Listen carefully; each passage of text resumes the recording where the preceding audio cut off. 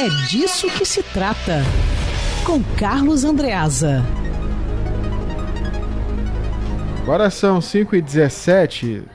Carlos Andreasa, somente antes de comentar a questão do desembargador Ciro Darlan, chama a atenção a coletiva de imprensa do Ministério da Saúde, que lá atrás era feita somente com o Ministério da Saúde, com o secretário executivo, com o secretário de Vigilância Epidemiológica e também o ministro da Saúde. Voltou para o Palácio do Planalto, enorme, cheio de gente, um monte de ministros. Ontem já não tinha mais nenhum ministro, somente o Mandetta. E hoje continua no Palácio do Planalto, mas agora só com os dois secretários, o de Vigilância Epidemiológica e agora o secretário executivo também de Saúde, ficando cada vez mais esvaziada essa entrevista coletiva com os números da Covid-19. Começando agora, a gente está de olho aqui e a qualquer momento podemos trazer informações. Alô, Andreasa, boa tarde. Tudo bem, então me permite fazer uma parte a esse respeito? Sim, mas por isso que eu introduzi, para você comentar, quicando a bola.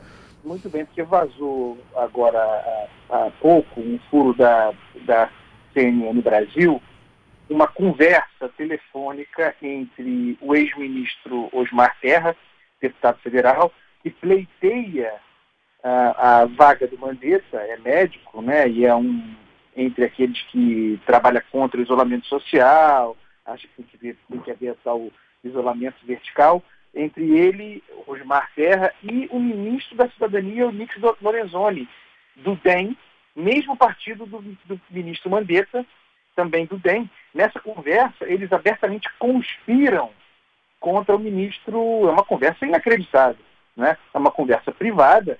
O jornalista ligou para o Osmar Terra não atendeu, deixou o telefone ligado e iniciou uma conversa com o Onyx Lorenzoni. E essa conversa, portanto, foi captada pela CNN Brasil. E aí, meu amigo, imagine a loucura que deve estar no Palácio do Planalto diante de um ministro pedindo a cabeça do outro, né? O Onyx Lorenzoni conspirando, é um membro do governo, conspirando contra o colega, membro do mesmo partido, apoiado pelo Osmar Terra, que pleiteia a posição. Então, me parece que, em função disso, que aconteceu agora, há pouco, pouco antes das 5 horas, por causa disso, não tem nenhum ministro aí na mesa. Ontem já não tinha, né? Ontem só tinha o Mandetta. Isso. E foi somente em relação ao coronavírus. A justificativa era de que tinha acontecido anteriormente na mesma mesa coletiva em relação aos saques de FGTS, a questão imobiliária envolvendo a Caixa Econômica Federal de renegociação, enfim. E aí foi essa justificativa. Olha, hoje está esvaziada porque já teve uma coletiva anterior. Mas agora eu não consegui pegar o início da coletiva, mas chama muita atenção, que é aquela mesa enorme que foi colocada lá no Palácio do Planalto, só com 2 secretários do Ministério da Saúde. Estava prevista a entrevista coletiva, pelo menos com o ministro Mandetta. A informação que se tem é de que ele saíra do Ministério da Saúde para o Palácio do Planalto, onde ocorre essa entrevista, se não me engano, no Salão Oeste, e o ministro saiu já informado do teor da conversa, da conspiração de um colega ministro, com um ex-colega ministro, e aí no meio do caminho deve ter sido, obviamente, interceptado pela Casa Civil, pelo general Braga Neto, para que não fosse, né, porque de cabeça quente poderia... certamente não ia citar Platão, né, Lacerda? Com certeza, Andreasa. A gente vai tentar, ao longo da programação com a nossa equipe lá de Brasília, entender um pouco melhor essa ausência do Mandetta, se ele vai comentar sobre isso ao longo do finalzinho da tarde, início da noite. Em relação ao desembargador Ciro Darlan, que foi afastado temporariamente das suas funções, e o filho preso, acusado aí de um complô para... dar plantão judiciário e facilitações para milicianos, traficantes e outras pessoas.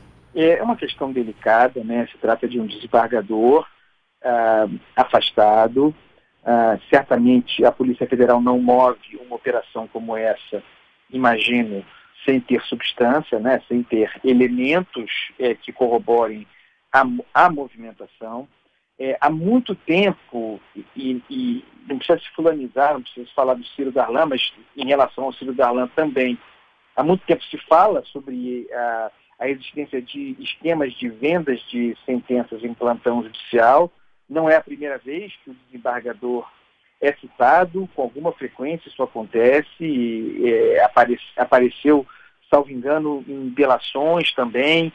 Então, não é uma surpresa, algo que já se esperava, e como é um desembargador da ativa, diante de uma desconfiança dessa monta, com todas as proteções que tem, dada a sua função, me parece correto que seja afastado, né? Alguém contra quem pare desconfiança, suspeitas, como essas denúncias, como essas, de modo a alicerçar a prisão de um filho, né, como parte de um esquema, é óbvio, o mínimo que se espera é o afastamento do desembargador, do magistrado. Vamos esperar as cenas dos próximos capítulos, né, Lacerda? A gente espera que a Polícia Federal ofereça, na medida do possível, esclarecimentos à imprensa sobre as balizas dessa operação. Tá certo, Carlos Andreasa. Amanhã a gente volta a tratar outros assuntos no feriado da Páscoa, sexta-feira da Paixão. Isso aí. E por falar em paixão, o Botafogo acaba de se autodeclarar tricampeão mundial. 67, 68 e 70 colocou no site solicitação aí do Luiz Felipe Carneiro de Miranda, grande benemérito e curador do Centro de Memória do Botafogo, que considera já que aquele troféu que o Flamengo considera interclubes de dois clubes um título mundial, por que uma mini Copa do Mundo não pode ser mundial? Então eu quero aproveitar aqui e reivindicar o campeonato de 1983 do Império Serrano, que foi roubado. Isso em 83, aí. Então eu estou agora declarando o Império Serrano campeão do Carnaval de 83 também. Isso. Está valendo assim, está nessa várzea, né, Lacerda? Vale tudo, vale tudo. De várzea. Vambora. Olha, se braço agora não é mais mão na bola, então pode tudo, pô. É isso aí. Aquele abraço, André. Até amanhã. Tchau, tchau. Tchau.